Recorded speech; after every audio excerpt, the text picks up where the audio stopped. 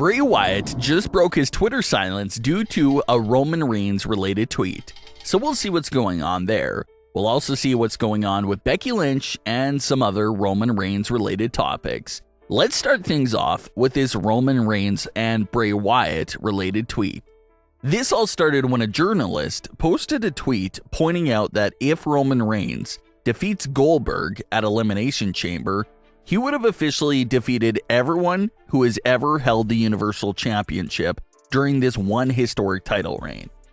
So that's a pretty big stat right there. Roman Reigns has beat everyone who has ever held the Universal title in one single run. But there are two controversial names on that list of people that Roman didn't technically beat. The first one being Seth Rollins. The Roman Reigns versus Seth Rollins feud was everything we thought it would be storyline-wise, but the no contest disqualification finish to that match did leave some fans a bit dissatisfied. It also technically didn't count as a win over Seth Rollins for Roman Reigns. Yes, Roman left with the title, but Seth Rollins is technically going down in history as the winner of that match. So saying that Roman beat Seth Rollins isn't true on a technicality. But if you want to say that Roman at least retained against Seth Rollins, that would be true. Seth even responded to that tweet himself by simply saying, "Fake news." The other name that does belong on this list, but at the same time technically doesn't, is Bray Wyatt. Windham isn't that active on Twitter, but he returned to Twitter just to address this tweet. He responded to that post and told the journalist to take his name off that list. And this is a controversial topic. Does The Fiend count as one of Roman Reigns' victims during this Universal title reign? Paul Heyman even mentioned The Fiend way back in early 2021, talking about how The Fiend was so scared of Roman Reigns that he ran over to Raw. Roman Reigns did put a beat down on both Braun Strowman and The Fiend during the SummerSlam 2020 return. Roman did also directly interact with The Fiend, calling him a freak in a mask. Then barely a week later, there was a triple threat match between Roman Reigns, Bray Wyatt, and Braun Strowman. But Roman refused to enter the match until the closing moments. The Fiend and Roman did interact during the match for a quick few minutes, but Roman would ultimately end up pinning Braun Strowman for the Universal title. And then, like we talked about time and time again, it was supposed to be Bray Wyatt versus Roman Reigns as Roman's first feud of this Universal title reign. Alexa Bliss had her eyes on Roman Reigns. Bray Wyatt had just announced a Paul Heyman puppet in the Firefly Funhouse, and that was supposed to be the start of this storyline between Roman Reigns and Bray Wyatt. But WWE scrapped that feud. That was the second time within a year that WWE had scrapped plans for The Fiend versus Roman Reigns.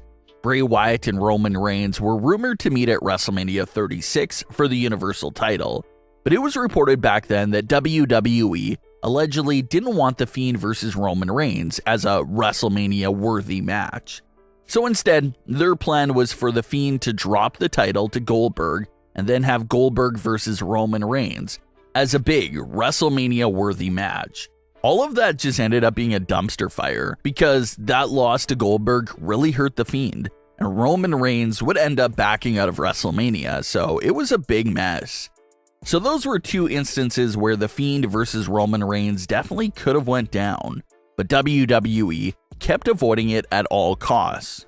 So that's probably Bray's frustration with being part of this list. Roman never had a singles feud with him during this title reign and never pinned him at all. So it's a little questionable to include The Fiend on this list of people that Roman conquered. It's definitely strange how WWE avoided this feud at all costs because it definitely would have been huge. What were some of the most exciting things going on in WWE in late 2020? Well, it was everything going on with Bray Wyatt and Alexa Bliss, as well as the beginning of Roman Reigns' heel arc.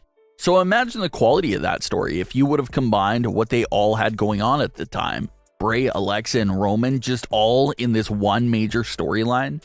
Maybe they didn't want The Fiend to suffer another big loss.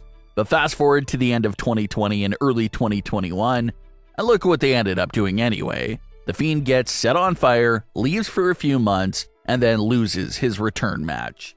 So it's unfortunate how this all turned out, and it appears that Bray doesn't want to be included with that because everyone on that list of superstars that Roman defeated had great detailed storylines with him. Bray never had a story with Roman. Roman returned, took the title 6 days later by pinning Strowman, and never crossed paths with Bray Wyatt ever again. And for the Bray Wyatt character, who was all about getting even and taking revenge on those who screwed him over, it just seems so out of character for him to never chase after Roman for what he did.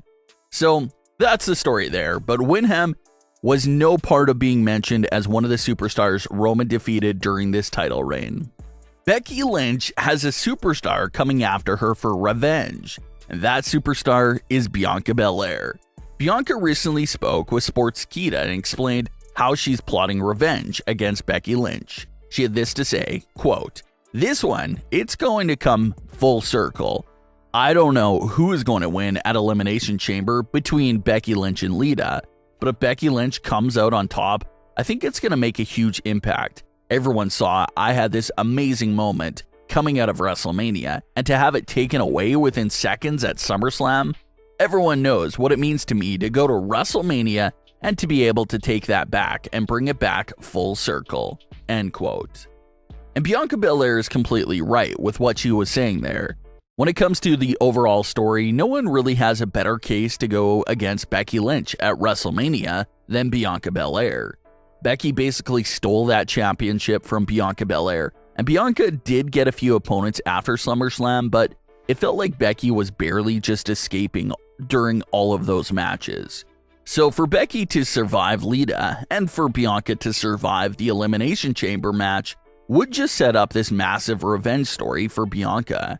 It's a crazy stat, but Becky Lynch has been a champion for every active day in WWE dating back to WrestleMania 35.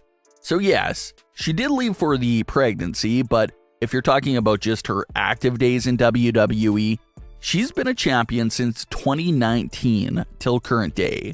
So for Bianca Belair to put an end to that historically long stat at WrestleMania, of all places, would be the perfect full circle revenge moment for her.